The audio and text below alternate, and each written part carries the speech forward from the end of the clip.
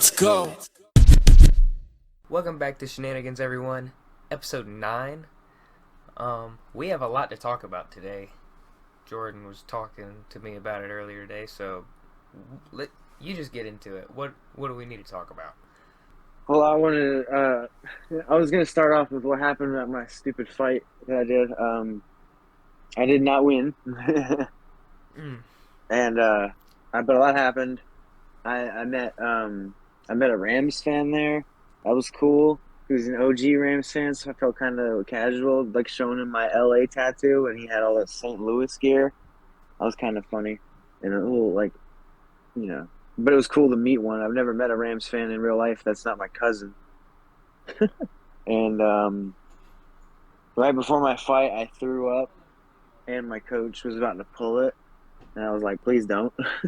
Then we snuck around and rinsed everything off that had puke on it, and I fought, and they stopped it halfway through the second round, but I felt like I did all right. And but that's more than Raul Rosas Jr. can say about his last. He just pulled out of his UFC fight with Ricky Tercios, and he's not rebooked it. And he said he had a tummy ache right before his fight. Yes, and me and Jordan will be fighting soon. Tomorrow, actually. And I get to use a crowbar. But he gets nothing. I will be airbending. He doesn't know I learned that. Just so it's fair. But, it was cool to do. It was cool to fight. The kid was younger than me, but he was bigger. So it was just like, I ran into a guy who was like much more dedicated and had spent more time, obviously. He was telling me how he had been worried about it for like a month, and I was like, I'm worried about it for like 5 minutes, But whatever. I had a lot of fun. It's whatever. He beat me up a little bit, but I felt, I hit him too. I mean, you win some, you lose. I don't know. Some. You saw the video. How'd you feel? I thought you were I thought you were getting pieced up, but I mean, I see you got some shots off too. I mean, it's not like you just didn't land. He just landed more. Like he was going off honestly at one point, but there was one point where I seen you were doing decent. Caleb enjoyed watching that. Maybe one day we'll put why he enjoyed watching that at the end of the video. So funny. But anyway, I wanted to get into real quick. I wanted to recap last week's shenanigan because I really didn't talk about it too much. It was a guy on the Grizzlies doing like 7 pump fakes at the rim. I think you put a video on it. You said. Yeah, I did. It was GG Jackson. I apologize to GG Jackson because I looked him up after the video after I said GG whatever, and then I looked him up, and then apparently he's had like 4 games this season where he's shown like potential. So apparently he's a I guess a project, you would say. Like he has high potential, low floor. But yeah, I was re-listening to the last episode, and I didn't really talk about it too much, and I guess he just put the video, so I'm sorry about that. But we have a pretty big episode planned, so getting into the first thing, the most recent thing, NFL Combine just wrapped up, and not too much happened. There were some standout moments, but the main thing that stood out to me was Caleb Williams was the first player ever, apparently, to not do the medical testing at the combine because he's too good for that, I guess. What? How'd you feel about that? I didn't even know he refused medical testing. What the fuck? I thought he just didn't go I at all. told you that. Damn. No, he went to the combine and he was there fucking throwing balls to people and like cheering on his friends and he was talking to the media and the media was being weird to him because they don't like him already, I guess. I don't blame them. But he didn't do anything, and he even didn't do the medical testing, which I guess everyone else did that showed up.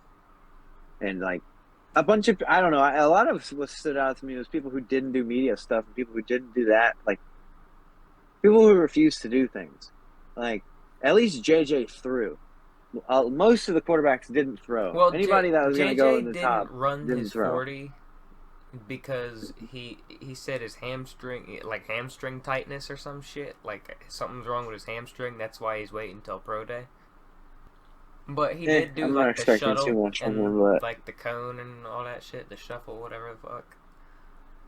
I expect him to be all right. A lot of people have him mocked to us He impressed or a to lot of the scouts with his throwing. and who what else? Marvin Harrison like didn't do anything. He did testing and stuff like medical, but he didn't even talk to the media. He didn't. I guess he did interviews, but he didn't do any physical testing. He might be doing pro It's day. interesting that they're calling them NIL babies now. You heard that phrase? Yes, I have. Michigan don't have Yeah, those. they're. I don't know if you know that. We're a program that doesn't use that. We don't do those. We don't do that shit a Dude, lot. I'm getting sick of hearing about Michigan. I'm gonna be honest with you. Not because mostly because of you, but listen. Today, there's this dude at work who's always wearing some Trump merchandise or something crazy like ACDC or like Trump or like it's either a metal band, Trump, or like don't tread on me, bro. But today he was wearing a fucking Michigan Wolverines t-shirt, and I was like, "Are Oh. you're a Wolverines fan?"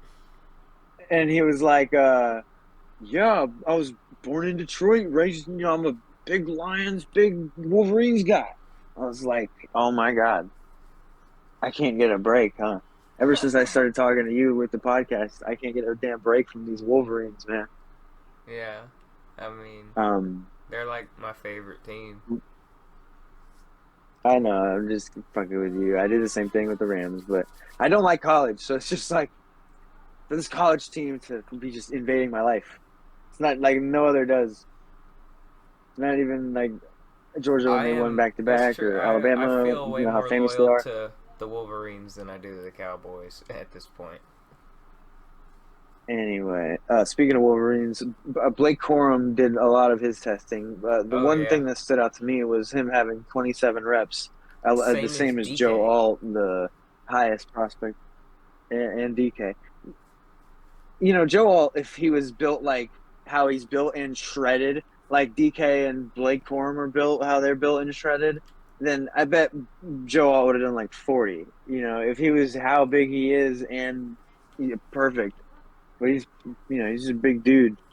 I hate offensive linemen, but a lot of them not off. I don't hate offensive linemen, but I don't want one as my first round pick that we haven't had since 2016. We're about to have one, and I don't want it to be a lineman really. But a lot of these guys, like Alt, is growing on me. He's a textbook left tackle, so he's exciting. Yeah, all is good. I didn't fart. That was my bad. I wanted to say something though, um, about JJ. Go ahead. So obviously I already said some scouts have like moved him to like from late first round to mid first round and maybe even early, but people were impressed with Penix. But what I wanted to say about JJ is he started off last season 202 pounds. He was 6'2", 202 pounds. Now he's 220 pounds, but he's not fat. He gained muscle. Like, and NFL scouts have noticed that. And from what I've read online on like ESPN, CBS, and everything, people have noticed that he's gained weight in preparation for the NFL. So people can tell that he's like taking it seriously, and and his skill set that he showed at the combine, people are actually like excited for him and think that with like development time, he can be a really, really good franchise quarterback. Think he's gonna be like Will Levis with like Bryce Young's attitude and whole, I fucking hate Will Levis. Don't talk about Will Levis to me. I hated him since JJ Kentucky, just bro. Fuck him. I do not like Will Levis. Will Levis is the reason that they made the Kentucky guy look good, and we hired him for OC in that bad year. But anymore. Oh, Xavier Worthy broke the 40 record with a Yes, that was 4.21. crazy. Was it? 4-2-1, yeah. He will probably be a high second round pick now because of that, or a mid second rounder. Maybe even late first. Like maybe even the Bills or the Chiefs Mm, take something on him. Maybe they bite. maybe, but he's really stacked class. I think there's going to be a lot of first round receivers, and I just don't think he'll be one of them, really. Fair. I hear about, This I'm not dude going to from pretend to Florida know everything State, about him. defensive tackle Driscoll, he had a great combine. People are excited about him. His stock went up. Did you see the one dude that had the majestic hair? The Sam Hartman, I think it was his name. He was a quarterback. Yes, Notre Dame's quarterback. I'm gonna attach myself to two quarterbacks real quick. I like Bo Nix, even though he's old and he's had a lot of experience, but I don't think he's as like injury or as injured as like Michael Penix was, and as scary as a prospect as he would be. He'll probably be like an early mid second rounder. I like him. I don't know how great he'll be, but I like him. And Joe Milton. I like Joe Milton a lot. And Caleb doesn't because he's the Wolverine. He didn't do very good with us. He's a project guy. I wasn't Harbaugh saying probably I didn't didn't. want to work with him. What? That's not the I case. He transferred to Tennessee because he lost the starting spot, and he definitely wasn't going to get it back with Cade McNamara and JJ? Cade McNamara and JJ. This is what's wrong with them. Harbaugh didn't want to work with this like specimen quarterback who could throw from one end of the field to the other. Like, where'd he go? He went to Tennessee. Did he even play with Jalen Hyatt? No, I They don't could have think he been did. He was throwing to on the Jalen bench. Hyatt. Just He's it's not. crazy. I mean, Everybody slept on Joe Milton. I won't be the he had one to his do it. best season this year. He had a good season, but he's not like standout to me for real. Like he did good on rushing though. He's I won't sleep on improved, Joe. I but don't care. I just don't You think give he's him NFL caliber. But okay, I tell you what, if a good team drafts him as a backup, like let me just think, what's the team like that gets older injury prone quarterbacks? If the Niners, as much as I hate to say this, if the the Niners fucking let Sam Browns, Darnold the go, Washington. or Browns, I was gonna say them too. Dude kind of reminds me of David Njoku with Washington his has braids and a stuff at the bad combine. history with injuries in their quarterbacks. Bro, if the Washington took Jaden Daniels and Joe Milton in the same draft, that'd be hilarious. Imagine that. And then Joe Milton beats him in the fucking training camp. Oh, imagine. Then they trade Jaden Daniels. So you think he's That'd be crazy. Trey Lance? I have no idea. But I'll tell you what, I do think the Commanders are going to do. I do think they'll take two quarterbacks. Like, if they take Jaden Daniels, they'll probably take another one. Because, like, they did the same shit with RG3. They took Kirk Cousins in the same draft, right? Yeah, they did. Yeah. That's a smart move, honestly. I like the idea of taking a quarterback almost every draft. Like, not to try and replace your guy, but to get, like, backups and trade them and develop them and stuff like that. Like, Jacoby Brissett and Jimmy Garoppolo and stuff like that on the Patriots. Man, I Anyway, believed I'm in getting Gardner distracted. Minshew for a little bit. I'm getting distracted. We're getting distracted. Combine. Oh yeah, everybody was really impressed by Michael Penix throwing it at the combine. I was like, okay. Caleb wasn't. He even sent me a clip of him overthrowing some receiver. I mean, he did good, but he did overthrow some receiver. I mean, people were like, that receiver didn't even try to catch the ball. Like, that ball wasn't even in his fucking hands at the speed he was running. Like, what the fuck? He overthrew Cooper him a DeJean little or bit. DeJean or Like, that was just a common mistake, man. Like, damn. oh well, you don't like him. I thought so. I thought it was I like don't dislike a real him. I just think he's injury prone. Huh. Well, I think so is Puka, and then they drafted him, and he was good. So let's not take too much injury prone in college into consideration. I don't Yeah, take that fair, I into guess. consideration unless it But was like right before the draft. But anyway, Cooper DeJean or whatever didn't run the 40. I'm intrigued by him because out of all the DBs in the draft that I've watched, he looks like the he's most impactful slash like hybrid player that you can have right away. And he didn't. He was one of the only ones who didn't run the 40 to show off his speed. And he intrigues me a lot. And so, also, I don't think Brock Bowers did anything at the combine. I I don't didn't know see either. anything of him. I don't know. Anyway, I don't have anything more on the combine. Do you? No, not really. All right. Well, then the next topic I want to discuss it 3 years or 2.5 years, whatever later, was the Russell Wilson to Denver trade the one of the was it the worst trade ever No, in not NFL the history? worst, but it was one of them. But not the worst. Interesting. What do you think the worst was? I know what you'll say The Vikings probably, to but the I think Cowboys.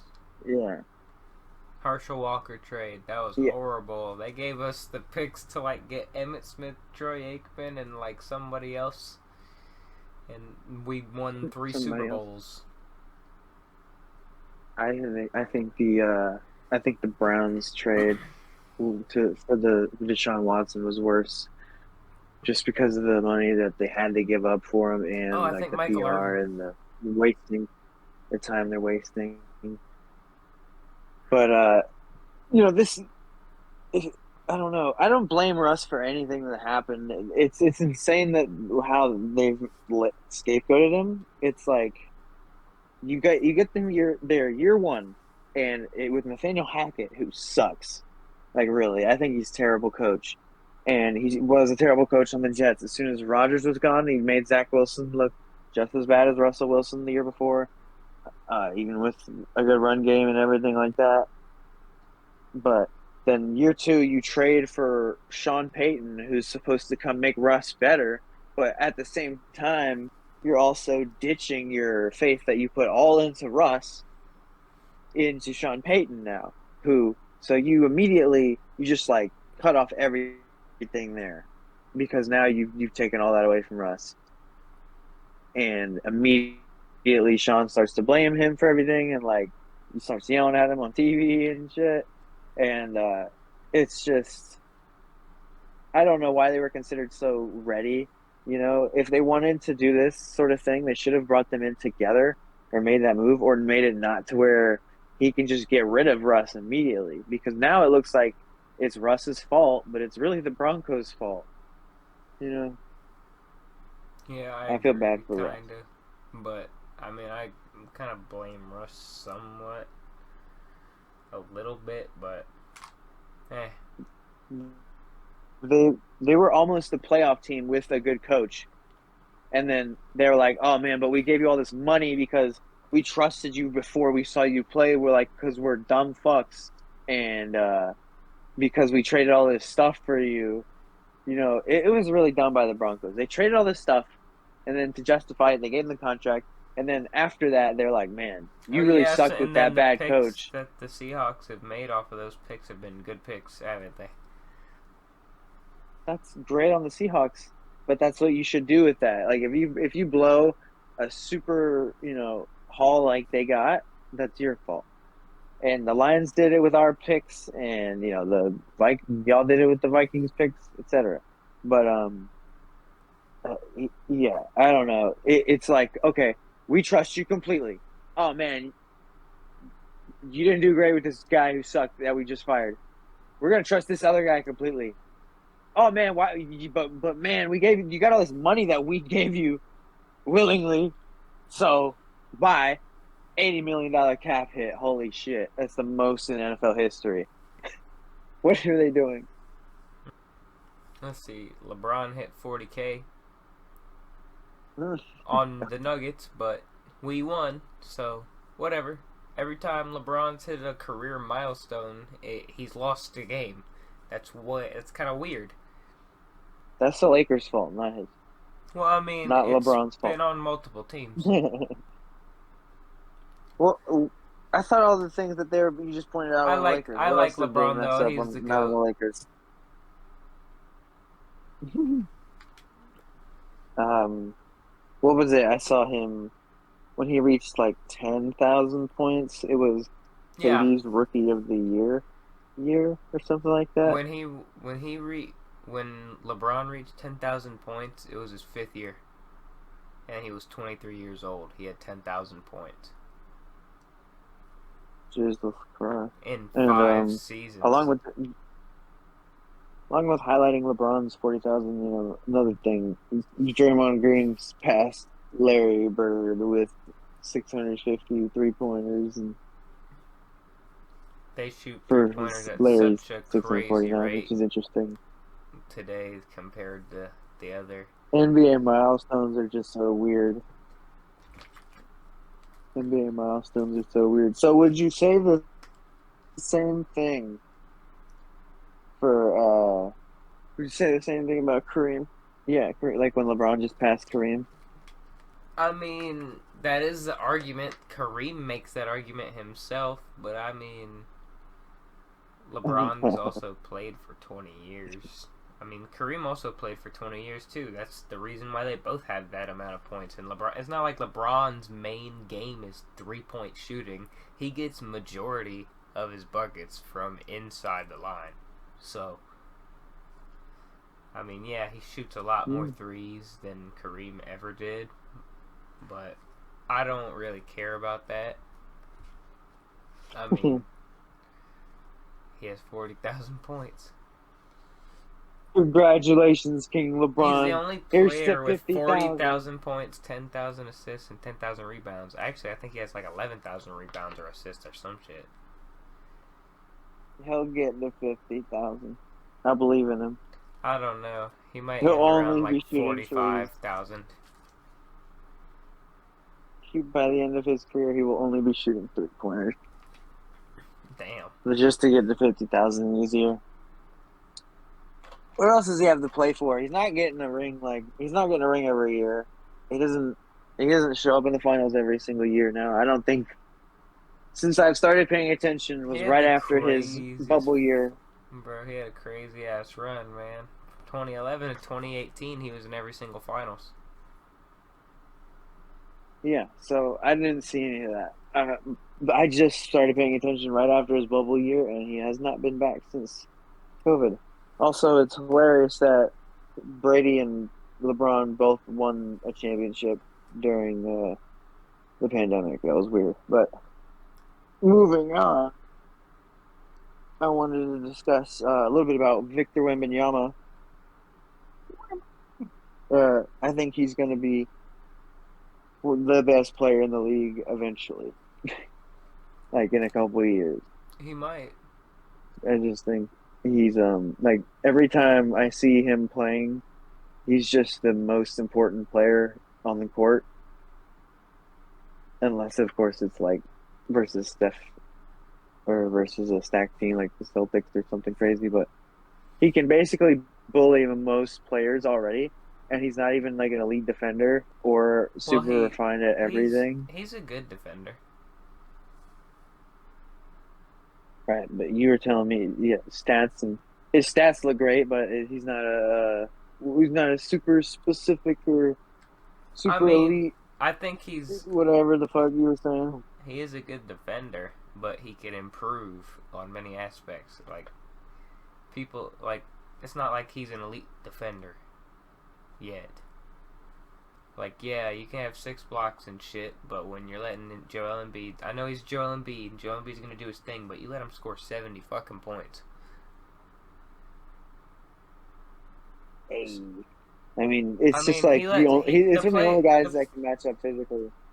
I mean, yeah, I guess. I mean, Jokic I gets don't his know. I points. forgive him for that I mean, one. I guess offensive players will always get their points, but he is a good defender. I just think there's room to improve there for him, and I think he can probably be like a great defensive player. I think you will. That's what I'm saying. I think he needs to He'll bulk up a little bit uh. so he Yeah, doesn't well, get I've seen hurt. pictures that kind of look like he is, so it could. He I don't know needs how to do big the he's gonna Giannis get at his thing, build. man. He needs to be honest. The Giannis Take transformation. Greek steroids. Eat lots of oikos, Greek yogurt. I do actually. Yeah, I don't know. I just think with the way he can just like bully everybody already, and then he's got the best coach pretty much ever. He's gonna refine those skills in the off season after this year, and he'll be even scarier next year because he's gonna already be rookie of the year, pretty much off talent alone. I think how much can you really get from time of being drafted to like the start of the season, and then during the season, you're really just learning from playing more He's than learning you are very from fast. coaching because He's you play like so often. improved, and you can see. Yeah, and it's I think it's going to be even crazier next year. He's going to get Rookie of the Year, and then he'll probably. I wouldn't be surprised if there's a Defensive Player of the Year in his future somewhere. Do you have any more thoughts on Wembanyama before we get into some of the combat sports I or don't think the he's gonna combat be. sports I don't section? think he's gonna be consensus best player in the league because in the future, I mean, I feel like Giannis is still gonna be good. I feel like players like Luca, you know, still gonna be in the league. Luca's young. I would consider Jokic the best player in the league, I and I would think right now Wemby can too. already do more than Jokic. Yeah, I could think he can do more than Jokic technically. He's He needs not to get nearly shooting as is good as magical. a playmaker. He can work on that. The shooting that Jokic can do is pretty crazy. So Wemby's got to like get really good at shooting, in my opinion. But I think Wemby can definitely get better at passing and setting up plays. His team doesn't isn't as good as your team, unfortunately. You don't have Aaron Gordon, the former Magic player, you know. That's fair. They don't have Aaron Gordon, NBA Um, champion. yeah, that's it. Okay, NBA champion. Okay. Moving on, we're gonna get into some combat sports. So this weekend coming up, starting today, which is Thursday, and one event is already over. Um, Today there's a lot of combat sports. There's MMA in France today, which is always fun. The crowd is crazy. And then tomorrow, Francis Ngannou will be boxing uh, AJ or Anthony Joshua, and then there's UFC 299 on Saturday. So we got a lot of MMA and boxing stuff coming up here. But starting off was today. The PFL was hosting an event in France for Cedric Doumbé versus some guy. I'm not going to attempt to say his name. Who was 22 years old, and his nickname was Baki. But that event was pretty crazy. I only tuned in on for the co-main and the main event. Unfortunately, that's when I got home from work. And but the co-main was wild. We'll get into that later. And the main event was very controversial. So the first round, the guy was wrestling and jabbing, and actually would look like he was beating up Cedric Doumbé, who's a glory kickboxing champion. He's like 32, knockout power, pretty threatening guy, like Alex Pereira type hype, but in the PFL. And but second round, Doumbé didn't get taken down as much. He got taken down once, but he got right back up. And then it was mostly controlling the forward pressure and some like shots that were kind of glancing. He won that round probably, but and then in the next round, it was like halfway through the round, and he like looks at Mark Goddard, the ref, and he protests, and he's like, "Hey, hold on real quick," and Mark's like, "No, fuck you, you can't stop the fight," and he's like, "Keep fighting," and then they stand there for like 10 seconds and just kind of moving around, and neither of them throw, and they both look at Mark Goddard like, "Hey, something's wrong with Cedric," and then Mark's like, "That's enough, the fight's over, you're fucked," and so. Then he's like looking at his foot. His foot was hurt, and then he's complaining and whatever. And then after the fight's over, he says, "Yeah, I got something in my foot from the cage or whatever on the cage floor. It was stuck in my toe, and I just wanted to take it out, but the ref stopped it because we were fighting." And yeah, it was a lackluster start of the hype weekend, unfortunately. But you saw the video. Did you think of anything was weird about it? I I thought they should have just let him take it out. Why not? I don't know. Mark Goddard is real strict about whatever. It's kind of annoying sometimes. They're gonna be annoyed with that one. But they'll probably rematch. The crowd was super hype in France. They sing and they chant and stuff. It's crazy. They're real hype in France. I love when they go there. I told my friends that, and they're like, "Boo, France is weird." And I'm like, "Okay, that's not the point." But but moving on from that, there's another combat sports announcement as of today. Some real shenanigans, some sad ones, some stupid ones. It's stupid. It's Jake Paul versus Mike Tyson. They're gonna box. Mike Tyson is 57 years old. What Yeah, I don't know. I don't know, man. Mike What do you Tyson can think? still punch like a motherfucker. I could totally see him knocking the shit out of Jake Paul, but it's on Netflix, man. It might be fucking rigged. It's. I hope it's rigged, honestly, because Mike Tyson has been seen walking around with a cane and stuff the last couple of years since his Roy Jones fight, and it's just like, Yeah, like why? what is he seriously like? Is he really in that condition? I don't know. Is he Maybe he's just lazy as deteriorating? fuck. He's been. I don't know, man. It's Mike Tyson. I've seen videos of him hitting the pads, and he looks great in his old age, but I don't know how old those videos are. And they have to at least been since the Roy Jones fight, but that was like about 4 years ago or something at this point, I think. Hmm. So I don't know. I hope Mike can knock him out. Me too. That'd be awesome, but I don't know. Um, Ngannou versus AJ's tomorrow. Yeah, the card starts at like 11 a.m. I'm so mad. You might need to do me the favor of watching that live. Can you do that, or are you gonna be asleep? I might be asleep. Yeah, this is my fault. Yeah. So anyway, Ngannou versus AJ. It's a good card. I can't remember the guy's name, but there's like this really powerful Asian boxer, a heavyweight interim champion. Everybody's kind of ducking him, all the heavyweight champions, because he's not a big name guy, and they're fighting guys like Tyson Fury and Anthony Joshua and Ngannou, and they don't have time for him, unfortunately. He's like 40 something years old, but he's on the card, and that's fun. He's defending his interim belt. Um, and then they're expected to walk out Anthony and Ngannou at about 1 p.m. And I don't know, man. They had this really cool trailer. Did you see that trailer by chance? I did. It was like Street Fighter. Yeah, that was cool. Yeah. I think Ngannou has a real chance, especially what he should against Tyson. I don't think Tyson took that serious though. I don't think he probably didn't train serious. Maybe AJ did. I don't know. AJ should win, but I got Ngannou and I want Ngannou to win. Go Ngannou by knockout. I don't know. I was thinking about this matchup a lot today, and I think Ngannou can obviously win. He should win.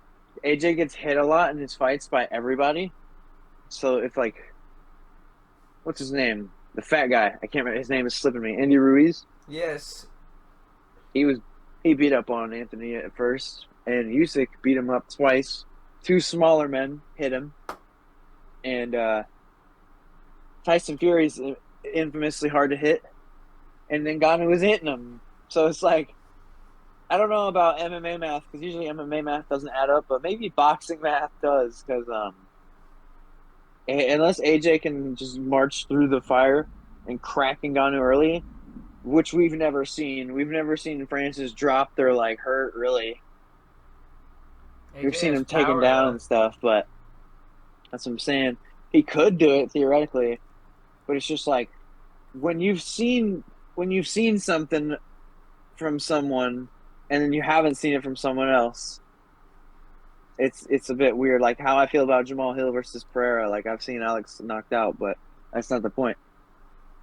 Uh, I think Ngannou should win this fight unless AJ can just pull it out and just bite his mouth guard and go in there and march forward and beat Ngannou like before Ngannou can start really establishing the power.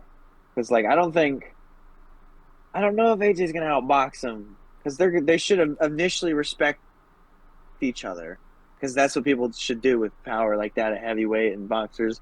They respect each other first, and eventually Francis was like figuring out Tyson. So it just depends on the opening, really, for me. Who's going to respect who more? if AJ respects Francis, I think Francis wins. Is my point. Yeah, I feel I could see that. I don't know. I got Ngannou. Hopefully. Yeah, knockout. Probably won't be cold, in my opinion. I don't think Francis is going to hit the button. I think he'll just hit him, and he'll probably like if anything, it'll be by knockdowns or something. Um, Yeah. but did you have any more opinions on that? Let me No. see. I gotta pull up the next topic. I'm pulling up the main card for 299.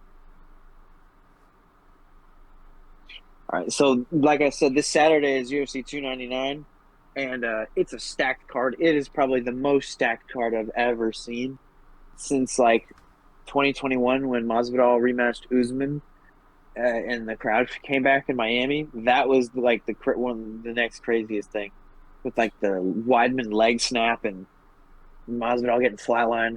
It's But better than 300. yeah, it's so weird that they made it better than for 300. But I'm not. We're gonna only predict the main card, but I'm gonna go through the whole card and shout out like some fighters that are fun to watch. First fight's a women fight. That's not very good, and the prelims just bugged out. E1 Kudalaba is the main early prelim. There's like 5 early prelims. There's this heavyweight guy making his debut. His name is like Robelis Despain. He's French. He's a Taekwondo medalist. He's a heavyweight. He's got an 84-inch reach, which is the longest in UFC history, more than John Jones, and he is 6'6". Mickle's fighting Michael. Who? Look at the early prelims. Oh, Mickle's fighting Michael. oh, right. Or I'll get to McCall. them. That's Michelle Pereira. Mickle Michelle fighting Mickle. Pereira is fighting Michael Olashejek. That's Michelle.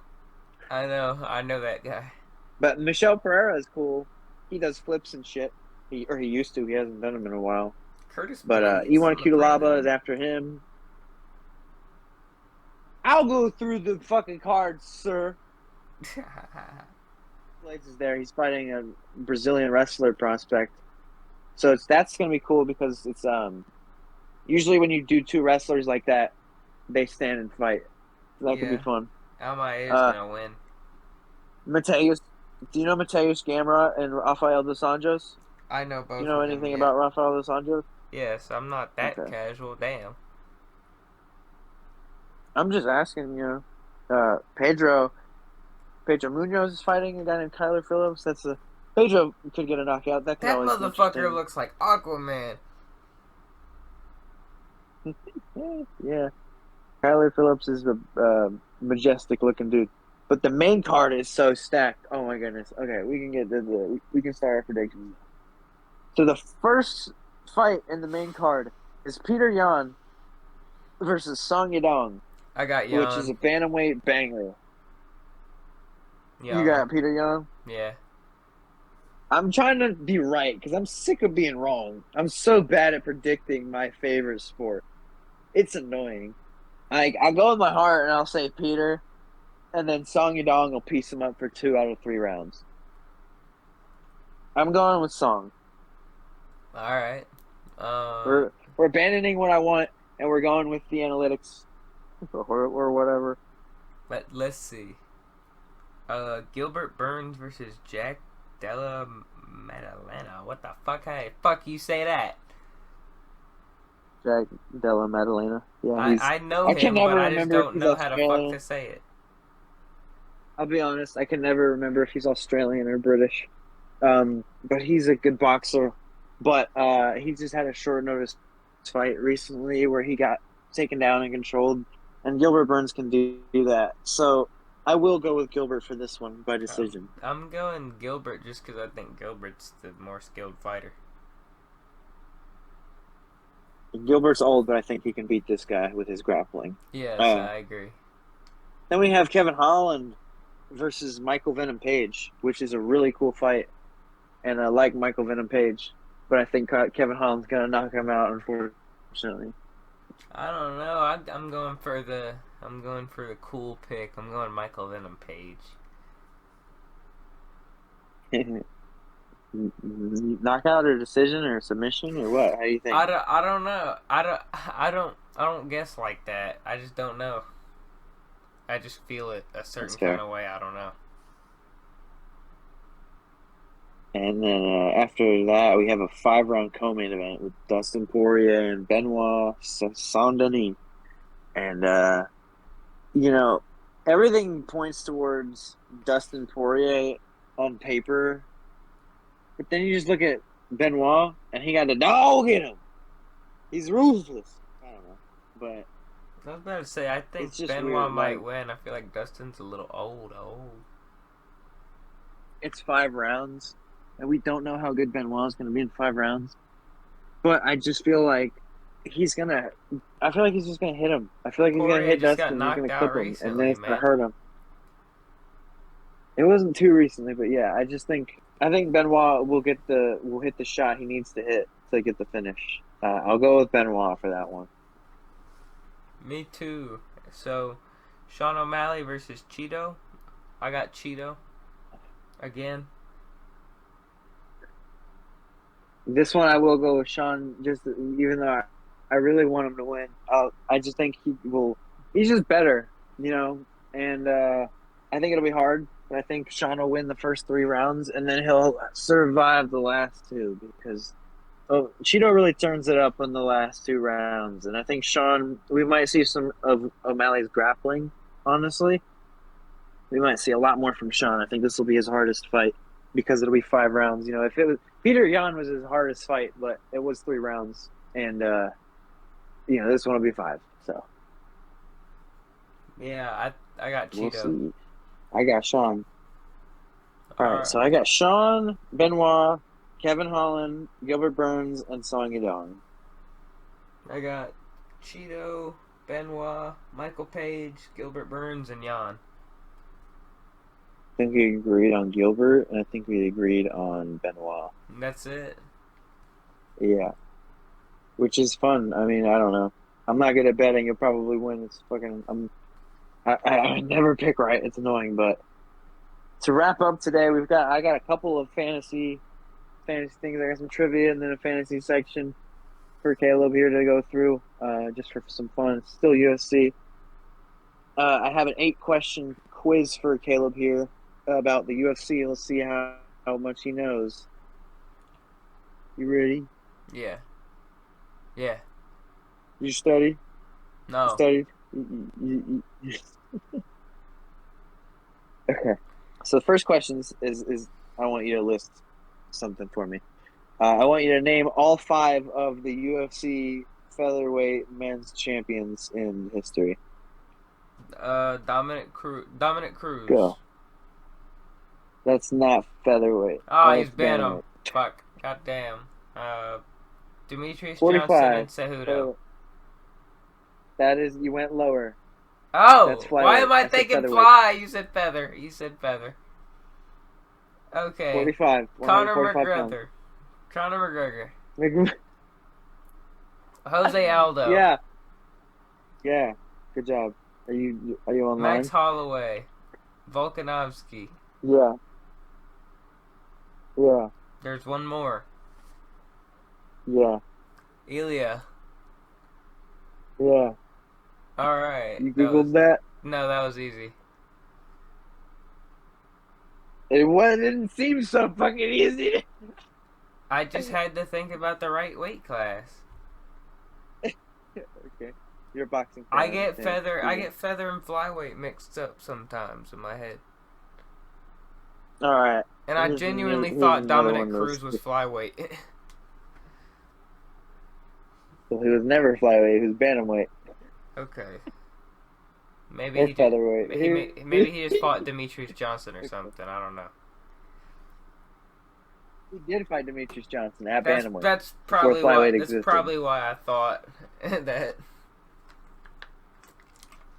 At least you knew that. Next question: which of these boxers fought? Which of these boxers? I don't know why that confused me. Which of these boxers fought in the UFC? Was it A. Muhammad Ali, B. Clarissa Shields, C. James Toney, or D. Floyd Mayweather? It was Clarissa Shields, man. It's a woman That boxer. was easy. Huh? That was easy. She's the only one that's done MMA, right? Nope. That's wrong. It is James Toney. Oh, James Toney fought Randy Couture in the UFC and basically just got taken down and submitted easily. nice. It was basically the only example of a boxer coming to the UFC. Nice. Clarissa Shields fought in the PFL, and she still does. And Muhammad Ali did a really weird crossover thing, pretty much the first MMA fight ever. It was really weird. It was like in a boxing ring, but this dude was doing jiu-jitsu and kicking him and stuff. It was weird. He was gonna fight So Wilt Chamberlain Mayweather's at one point. basically the only one who has. Who? Muhammad Ali was gonna fight Wilt Oh, Chamberlain. Yeah, at one point. the guy who did 100 points or something? Yes, the NBA What the fuck? player. That's crazy. Because and then Muhammad Ali did a lot of weird Wilt stuff. Chamberlain's like lawyer or doctor or something like talked him out of it because he'd get hurt or something. Yes, he would. That's funny.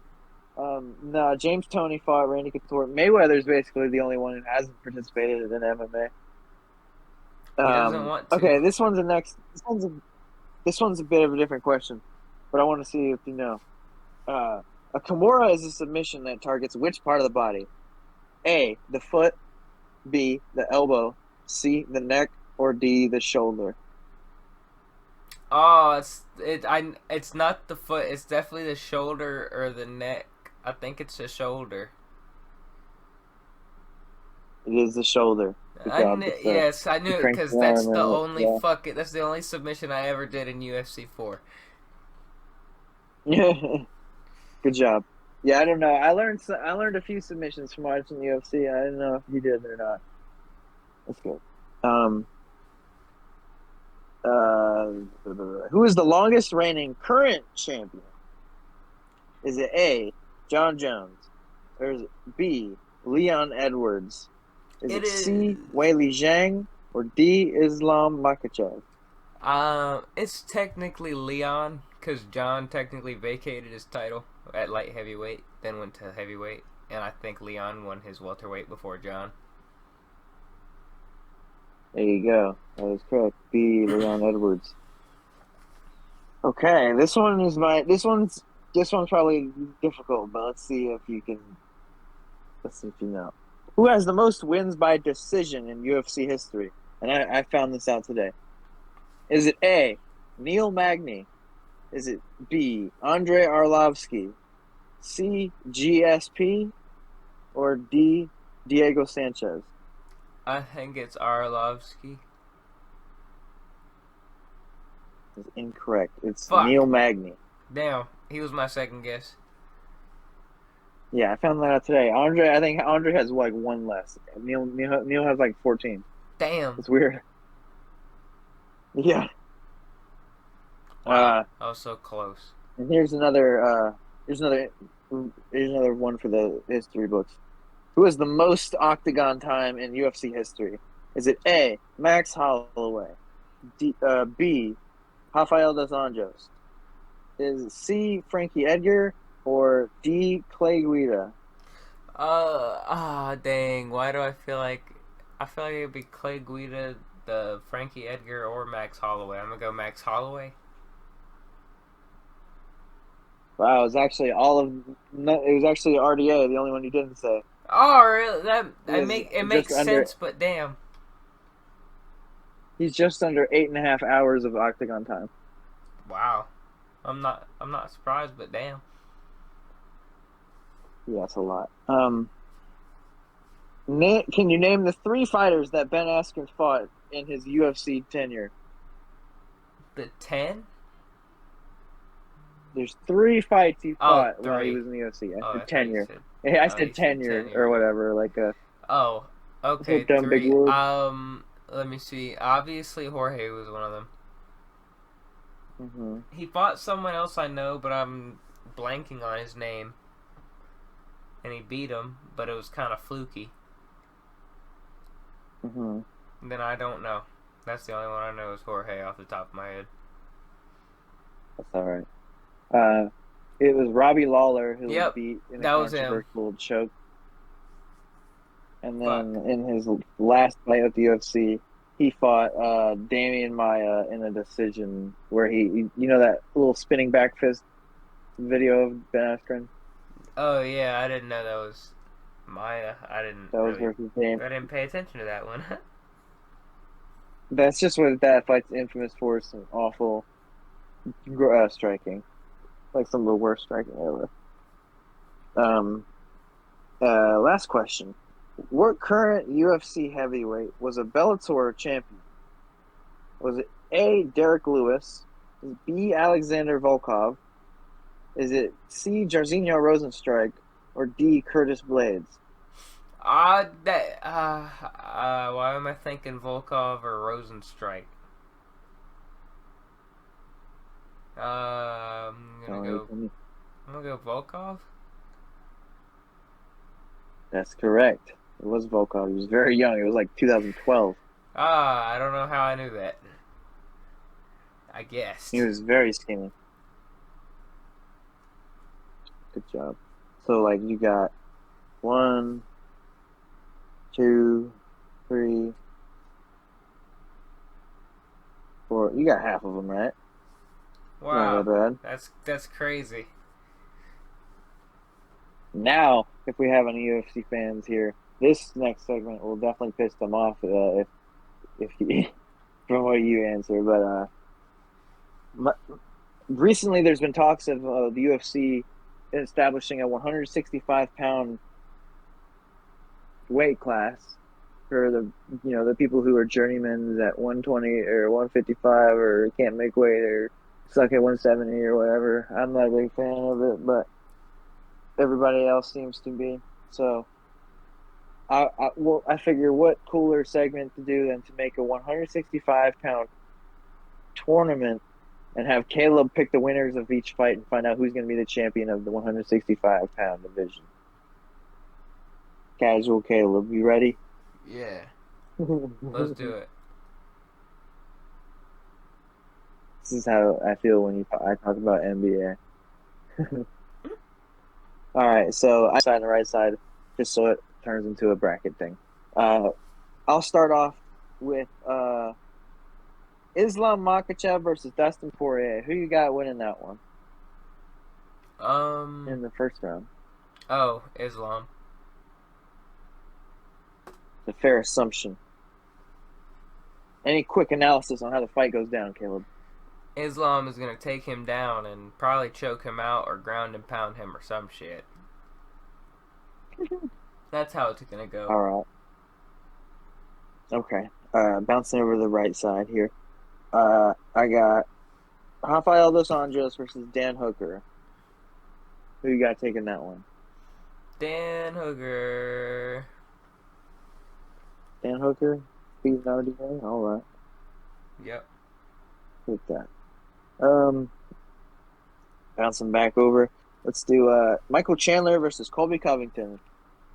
Who do you think takes that one in the first? Damn.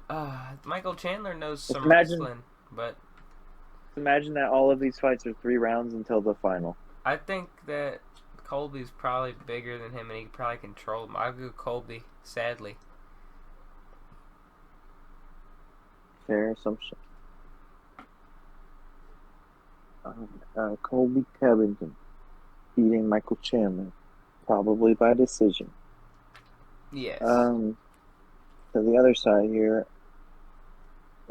Bobby Green versus Justin Gaethje. Who you got in that? 3 rounds. Justin Gaethje. Okay, fair. That's a fair pick. Some of these matchups I was struggling to find for the first round. Okay, well, I already have a. All right, Conor McGregor versus Nate Diaz, the trilogy. Nate Who would you win got? at this point. Connor don't do shit. Damn, that's heartbreaking, but that's fair. I'm just saying. All right. I mean, Connor would kick my ass, but not Nate Diaz's Yeah. ass. Okay. Rafael Fiziev versus Jorge Masvidal. Who you got? Fiziev. Jorge is old. And Yeah, Fiziev is young and upcoming. I don't know if he's young, but he's upcoming. he's pretty young. I think he's like 28 and 9 or something. He just tore his ACL, unfortunately, but he'll be back. Um, Next up, Gilbert Burns versus Jalen Turner. You know Jalen Uh, Turner, right? yeah. That's. I guess I'll go Turner Right. here. Really? Yeah, honestly. Gilbert's getting a little old. Might not. All right. Last first round matchup. Charles Oliveira versus Khabib. I Who got you got Khabib. there? Okay. Just getting all the next matchups ready. Okay, let's bounce back to the other side. Colby Covington versus Nate Diaz. Who you got? Uh, that's something that Nate could potentially take, honestly, for some reason. I feel that because Colby doesn't finish and he'll just take it round 5 rounds, and if he can do something in the 5th round, it'd be crazy. Yeah, I got Nate by some crazy shit. Yeah, all right. Nate Diaz. All right. Um, then we got Khabib versus Gaethje in a rematch. Who you got? Who Khabib. takes it the second time? Yeah, Khabib takes it again. Khabib again. Same way. Triangle choke. All right. What about Dan Hooker versus Rafael Fiziev. Fiziev. And I got Jalen Turner versus Islam Makhachev. Islam. I see. I already see how this whole thing's gonna turn out. This is so crazy. Okay. Now I got Khabib versus Fiziev. Oh damn. Is it? Am I assuming it's prime or It's right now? now, I guess. Khabib was like 32 when he stopped, and so he's like 35 right now. I got Fiziev in this, even though Khabib might still be on top of his wrestling game. Pretty cool. Fiziev takes it versus the old Khabib. Okay, Nate Diaz versus Islam Makhachev. Islam. All right, that's fair. And it's, Islam versus Fiziev. Islam. Islam is your 165-pound champion. All right. All right. Wow. You just got a fucking 10-pound allowance. That's all. That's it. I Okay. mean, he could probably do something at that weight class. He would definitely be a happier guy making weight. That's for sure. Oh yeah. Uh, but I'm all done. I think I've gone. We've gone through everything except you. You wanted to say some things. I Am I right? did. I wanted to talk about the Admirals game I went to last week. It was fun. When I got there, it was 1-1. I sat down. Then the Admirals, the opponent scored. It was 2-1. Then it was 2-2. Then it was 3-2. Then it was 4-2. Well, actually, it was 2-2 at the end of the first. It was really like hectic in the first. It was really cool, like crazy. The second period was boring, like nothing happened. Well, they scored they scored 2 goals, but that was like relatively early, so most of the second period was kind of boring. The third period was interesting. It was power plays. They made it 3-4. Then it didn't even go to overtime because Norfolk scored again. The Admiral scored again. It was 5-3, and that's how it ended. It was a good game. But that's the first time I've ever been there and it didn't go to overtime. I just been in control, and I just wanted to say that with me in attendance, their record is 3-0 with me in attendance. So I believe that I should be rewarded like season tickets, and it was cool. Usually I like record the games and post to my story. I don't. This time I was like paying attention strictly to the game and like watching like the puck and everything. I had good seats. Decent seats. Middle seats. And then I also wanted to talk about Dalton Schultz and his experience with being a Dallas Cowboy. He said that practice was like a zoo. He said when they were training, like weight training or anything, fans would be paying to watch and they'd be taking tours, watching them through one-sided glass and shit. He said it was like a literal zoo, and that's how Jerry Jones makes his empire, makes his money, and he's happy like that. And he said that the Texans, when he went there, he said it was like a well-oiled machine. He said they're more serious and they're more about just football, and he likes it that way, and I understand. Like, yeah, it's crazy, real quick. That's not what I heard about that. I do believe that well-oiled machine. When he said that about the Texans, I think that's more applied to the Cowboys, at least in a economic, like capital sense, like, because I mean, Jerry Jones has fucking made so much money and makes a lot more money than most NFL owners. So if there's a well-oiled machine, that's the Cowboys, because ultimately it's a business and he's making a hell of a lot of money, so he's winning, but his team ain't winning. So in a football aspect, the Texans are more serious, and there's a culture problem in the Cowboys. What do you want to say about it? Well, I had like before Stroud got there was like all kinds of talk about how the owner of the Texans, or like, I don't know if it was the owner or like the GM, or it was like a head front office guy was like played video games and would like nap and stuff at work, and like I heard all kinds of not great things about the Texans organization. He was speaking about before the Stroud trainers. got there. Maybe he was talking about this year. I mean, yeah, I mean they maybe seem to have like got their shit together. The facilities might be better, yeah. Yeah, well, I don't know. We have some really good facilities, but maybe he just doesn't like people watching him. He said the trainers it seems like he likes the trainers better on the Texans. Yeah, well, there's no fucking fans going around the Texans facility, is there? Yeah, there's not. And the last thing I wanted to touch on.